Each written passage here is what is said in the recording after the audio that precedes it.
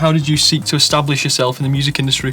Good question. So, like I say, when I was 14 or 15, I sent an email to Sharon Osbourne and Scooter Braun, which were very optimistic things to do at 14 and 15-year-old. I quickly realised that's not going to work. And I thought nobody's going to realistically give it a shot to a 15-year-old to be in the music industry. So I decided to do it myself and started running events. And then from that, it just kind of snowballed. And then, yeah, just pushed myself constantly, doing new things, emailing 50 people a day, just saying, hey, have you got anything going, blah, blah, blah, blah. Do you find many replied to you? Or no? There was a fair few, a small amount. Yeah. Definitely when I was getting started, there was a small amount because at the end of the day, why should they respond to somebody with no experience? Like, you haven't proved yourself, I guess. But now I find it's pretty much everybody will respond and we'll have a bit of a conversation. Even if it doesn't lead to anything, it might be let's just get a coffee sometime and meet or whatever. And it's just progressed from there. It's getting to the point where I haven't got to reach out as much for work, where people would start asking me, which makes things a bit easier because it's a big stress, obviously. Being self-employed is trying to find the work, of course. So, yeah. Do you find it difficult, so when you were younger and you were trying to do it, that people didn't take you seriously or...? Absolutely, yeah. I remember once I did an interview it was something to do with a festival, absolutely absurd amount of money, and I was like, I'm just going to apply for it just for a laugh and see if I get anywhere. And I actually got through the first couple of stages. Like, I was just going well. As soon as we did the Skype interview and they saw my face, his face is just dropped, game over, and I was like, nobody's going to take me seriously at this age. It's kind of why I grew a beard a bit to try and look a bit older. But yeah, I'd say it's very hard being young, but you've just got to prove people wrong. And like I say, if nobody's going to give you a shot, do it yourself. Yeah. Cool. And you're just going to try and grab every single opportunity you can Absolutely. Yeah, definitely. Build that portfolio up. So, next one's a bit of a strange one. Do you have any music industry regrets, or would you change anything? I wouldn't say I regret anything. Like I said, the first festival I used to run with a friend, we built it to a point where there was about 1,000 people coming each year for a couple of years, but then it was in a small town. We hiked the ticket prices up too much, and it was too big of a lineup for the town we're from. People would just travel to the next city to go to a big show and stuff like that, so people weren't coming over to our stuff. And at 16 and 17, I lost quite a lot of money on it. And at the time I was like, this is the worst thing in the world, I'm a failure, I've done this, that and the other. But now looking back, the contacts I met through doing that and the learning process has actually helped me progress now. So like I said, at the time, I felt horrendous. I was like, this is the end of it. But yeah, looking back now, that needed to happen. Yeah, so the failure was valuable to you, really. Oh, of course, yeah. But like I say, it took me a fair few years to realise that, and it's only now I can look back and be like, actually, that was a good thing that happened, because I wouldn't be here now doing this. Cool. What qualities should music industry professionals possess in order to be successful? You need to be approachable and outgoing. So you need to be reaching out to people all the time, saying, hey, even if nothing comes of it, let's just go for a chat. Talking to people, meeting people all the time. You've got to be outgoing and want to meet these people and have good conversation with them. The music industry is built on relationships and contacts. Like, if you're not meeting people, you're not going to progress.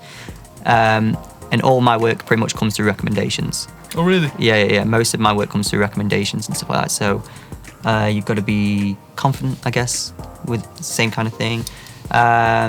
Firm, being a tour manager, like you were saying about the agency, people take you seriously. I find that there's a lot of people in venues who wouldn't take me quite as seriously as they should, and wouldn't treat me with the same kind of respect as I would treat them. So you've kind of got to be firm and be like, no, this is how it is. This is what's happening, and I don't care what you say. This is what's going on. So you've got to be firm, and you've got to want to look after your party. So for me, the artist. Yeah.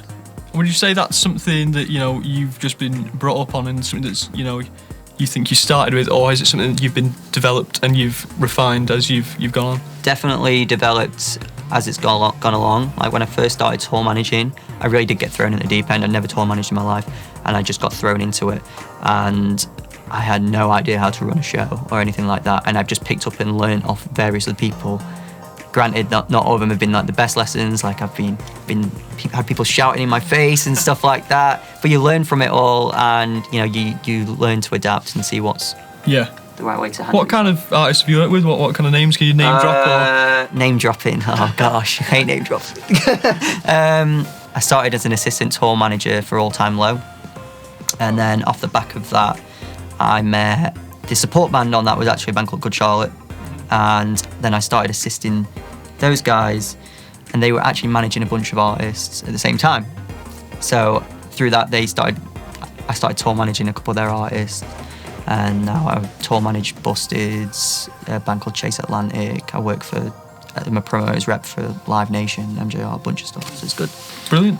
Yeah. There's a whole host of names. Yeah, I've got But like the repertoire. Is repertoire, is that the right word? I don't know. do you think that, were you intimidated when you first started working with them? As you said, you built up the confidence and stuff like that. Did you find yourself intimidated by such big names at that point? You know what? I thought, like in the sense of getting like starstruck and stuff like that as well. I was like, nah. I was fine. I was quite confident from the get-go. Obviously, I was learning, so I was a little bit nervous. And I'd never been starstruck in my life, but then I met Dave Grohl, and that just changed everything. Man, I was like, everything out the window, professionalism gone. I was like, it's Dave Grohl, man. Exactly. Next up is, who inspires you and why? Dave Grohl. Yeah. In all seriousness, like I grew up around. Obviously, I hope most people around LCoM grew up around music, and that's why they want to be involved in it. And I was always pushed a lot by my mum, which I guess is an interesting one. I was torn at GCSE level to whether to do sports or music, and I actually took sports. Realised within the first 2 weeks, wrong move. Not for me. I went to do music, and she pushed me to do whatever I wanted to do. She never said, oh, you're gonna have to go and do A levels, or you're gonna have to do this, you're gonna be a lawyer, or anything like that. So I'm very glad that she said, you do you, I'll support you in whatever you do. Yeah. So, I think that's a good thing, for sure. So that's really good to have that support, that backbone. Yeah, definitely. So I'd say she's been a big role model, I guess, in my career. But there's also a bunch of people in the music industry who I look up to, people who gave me my first shot and stuff like that. I was like, I've got the biggest amount of respect for them for just giving me that shot in the first place. Yeah. Yeah. Cool. If you were to start a business from scratch, what would be the core values? Bit of an interesting one, because your industry is where you're selling. Yeah, I'm selling myself, so honesty and transparency. I feel like a lot of companies I work with now, I'll often say those two things, but they don't really mean it. They're not honest with artists, and what they're saying they're doing, they're actually not. A lot of it is just schmoozing. For example, I've met a lot of managers, none of which I'll name, and a lot of them I haven't worked with, but there's a lot of schmoozing that goes on and says, oh, we are going to do this, and this is what's happening right now, but it's show us the proof. Yeah. So if I was going to start a business, I would want to show them everything that we're doing, the paperwork, everything, and be like, this is what we're doing, here's how we're going to get to this goal. And I feel like a lot of managers and stuff don't do that. So I think that's where I see myself, maybe 5-10 years down the line, I'd want to go into management. Really? Okay. I think so. I think that's where I'd like to go, and that's something I'm a big believer of, just being completely transparent and saying, this is what we're doing, X, Y, and Z. Or if there's a delay, don't make up some excuse. Just be honest and say, I haven't done it for this reason. Yeah, I guess I think I think that's what's possibly missing in the industry at the moment. Yeah. And especially, as you said, with management, I think it's built off trust, isn't it? Yeah. So they're pretty key. Okay, that is the last question. Last question. What advice would you give to someone studying music business at LCoM? What advice? Oh gosh. You can give a whole host of advice. Obviously, it sounds stupid, work hard. Don't beat yourself up if you don't get the best grade in an assignment. I graduated with a 2-1. So getting a first is not the be all and end all of everything. Obviously do the best you can, but also focus on other things outside of university. That is the main thing I want to get across to people is, yeah, it's great that you're doing all this work, but what are you doing in your spare time outside of uni? And a lot of people will say, oh, I'm busy. No, you're not. You're just prioritising other things, man. In one of my first year, I think I was working in a game shop. I was running a rehearsal rooms. I was at uni and I was touring. And it's just a case of prioritising what you want to do. There's a lot of people say, oh, I'm busy, I've got this assignment due in and I've got to work one shift for 2 hours in the morning at X place, and it's like you're prioritising other stuff. So you've got to focus on building yourself over those 3 years if you're doing a 3-year course or your 5-year course, whatever.